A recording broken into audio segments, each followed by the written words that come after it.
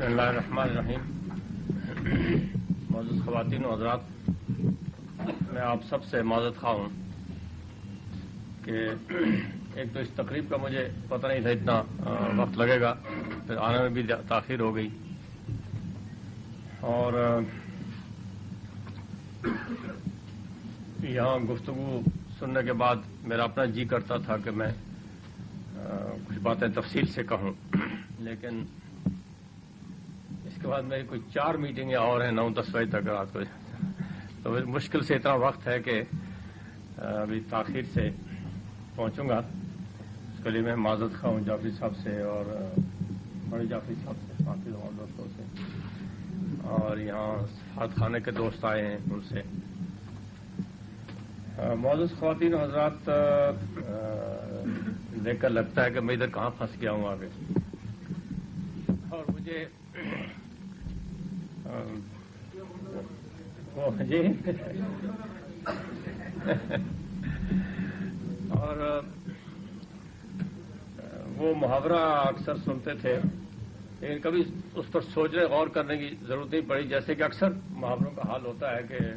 کبھی ضرورت پڑتی ہے تو آدمی سوچتا ہے، ورنہ سمجھتا ہے کہ ہمیں پتہ ہوتا ہے. وہ گھر کی مرغی دال برابر ہم، لیکن وہ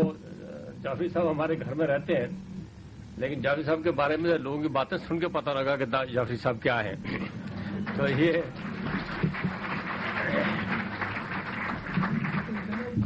میں ایک عرصے سے یہ بات کہتا رہا ہوں اور اس بات کا خواہش مند تھا کہ کشمیر پر ایک دانشورانہ توافق ہونا چاہیے، انٹلیکچوئل کنسنسس کہتا رہا ہوں میں. یہ کافی عرصے سے کہہ رہا ہوں. ابھی کشمیر کی یہ تحریک جو ابھی چلی ہے 90 میں، اس سے پہلے کی بات ہے. مجھے ایسے آپ ایک اندازہ، قیافہ یا جو اس کو نام دیں سمجھ لیجئے کہ ایک عرصے سے مجھے یہ خیال تھا کہ آہستہ آہستہ ہم ایسی صورتحال میں جا رہے ہیں کہ 1984 میں شاید، یا نہیں 87 میں 87 میں نے وہاں اسٹاف کالج میں بات کی، تو میں نے انہیں کہا کہ مجھے ایسا لگتا ہے. تو بعد میں آفیسرس مجھے ملے اسٹاف کالج کے، تو کہنے لگے کہ کیا باٹل نیک تم سمجھتے ہو کہ ہوگا. میں کہا جس کا مجھے خود بھی کوئی زیادہ اندازہ نہیں ہے، لیکن میری ایک فیلنگ ہے. 2-3-4 مہینے کے بعد مجھے ملے تو کہنے لگے تمہاری بات اب ہماری سمجھ میں آنی شروع ہو گئی ہے کہ باٹل نیک ہو رہے ہیں. تو میں اسی طرح یہ سمجھتا تھا کہ کشمیر میں تحریک چلے گی، اور ایسا نہ ہو کہیں خدا نہ خواستہ کہ تحریک تو کامیاب ہو جائے اور ہم ناکام ہو جائیں، اور اس کے لیے انٹلیکچوئل کنسنسس بہت ضروری ہے. یہ بات پھر افغانستان نے آج ثابت کر دی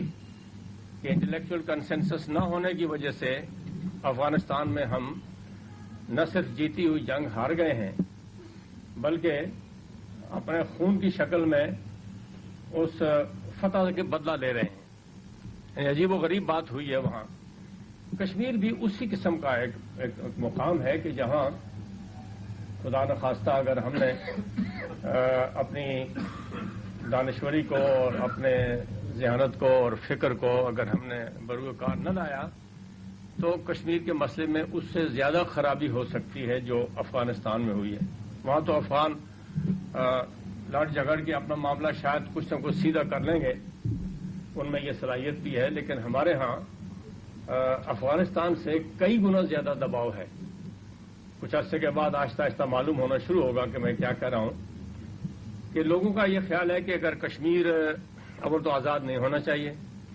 اور اگر ہو تو اس کا کوئی فائدہ کشمیریوں کو اور پاکستان کو نہیں پہنچنا چاہیے. اب یہ وہ چیلنج ہے، انٹلیکچوئل چیلنج ہے جس کا ہمیں مقابلہ ہے. تو جعفری صاحب نے اپنی اس کتاب میں اور دوسرے دانشور حضرات نے، یہاں میں ابھی دیکھ رہا تھا اشرف ندیم بیٹھے ہیں نظر آئے مجھے، انہوں نے بھی کشمیر پر لکھا ہے، اور لوگ ہیں جنہوں نے کشمیر پر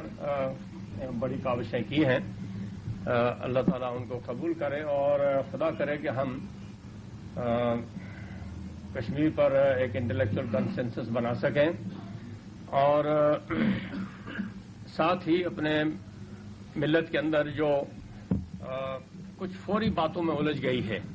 جیسے کسی کو سر میں درد ہو جائے تو وہ کسی لمبی بیماری کے علاج کا انتظار نہیں کر سکتا، پہلے اس کو دیکھتا ہے. اسی طرح ہم کئی فوری شارٹ ٹرم باتوں میں پھنس گئے ہیں، تو اس کی وجہ سے کہیں ایسا نہ ہو کہ ہم کشمیر کے مسئلے سے بے خبری ہو جائے. اور اس بے خبری میں میری تو چونکہ ساری زندگی کی ایک کمٹمنٹ ہے، اور مجھے کئی حضرات بھٹو صاحب سمیت کئی حضرات مجھے پاکستان کی سیاست میں آنے کی دعوت دیتے رہے، لیکن میں ایک ہی بات جواب میں کہتا رہا. ضیاء الحق صاحب نے تو بہت زور لگایا تھا، تو میں ان سے کہتا رہا کہ پاکستان کا سب سے، اور اگر کشمیر جیت گئے تو سب جیت گئے. تو اس لیے میں نے اس طرف توجہ نہیں دی، ساری توجہ اس پر مرکوز رکھی. مگر بہت بڑا چیلنج ہے جس پر دانشور حضرات کو، انٹلیکچوئلس کو اپنا کام محنت سے کرتے رہنا چاہیے، تاکہ قوم ایک بدقسمتی سے لوگ اتنے پھنس گئے ہیں کہ پڑھتا کوئی نہیں، کتاب کوئی نہیں پڑھتا. یعنی جو لوگ پڑھتے ہوں گے وہ تو پڑھتے ہوں گے، میں نہیں کہتا، لیکن میں اپنے ارد گرد دیکھتا ہوں لوگوں کو جن کو روز کئی گھنٹے پڑھنا چاہیے، لیکن میں دیکھتا ہوں کہ وہ کتاب کو ہاتھ بھی نہیں لگاتے. اور اس سے ایسی خرابی واقع ہو گئی ہے کہ اس کا پتہ نہیں کوئی علاج ہم کر سکیں گے کہ نہیں کر سکیں گے. تو یہ جو جعفری صاحب نے کتاب لکھی ہے، خدا کرے کہ لوگ اس کو پڑھیں اور پڑھ کر اس سے استفادہ کریں، اسی طرح اور جن لوگوں نے لکھی ہیں،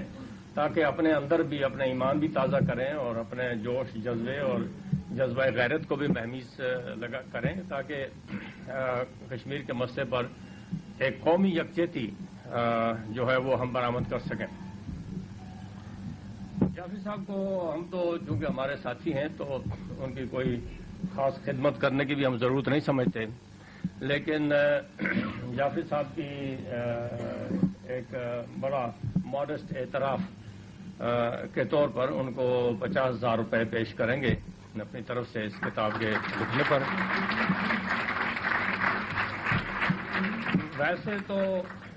ویسے تو جی جو شعر اور ادب ہے وہ خود ایک بڑا انعام ہے، اس سے کسی انعام کی ضرورت نہیں ہونی چاہیے، ہوتی بھی نہیں ہے، بہت بڑا انعام ہے.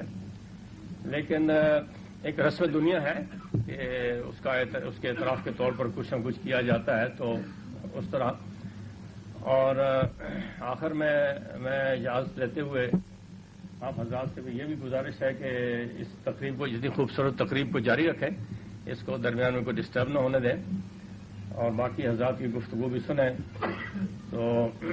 میں بیٹھا ہوا تھا تو مجھے علامہ کے شعر کا ایک مصرع خیال میں آ رہا تھا، اس کی نثری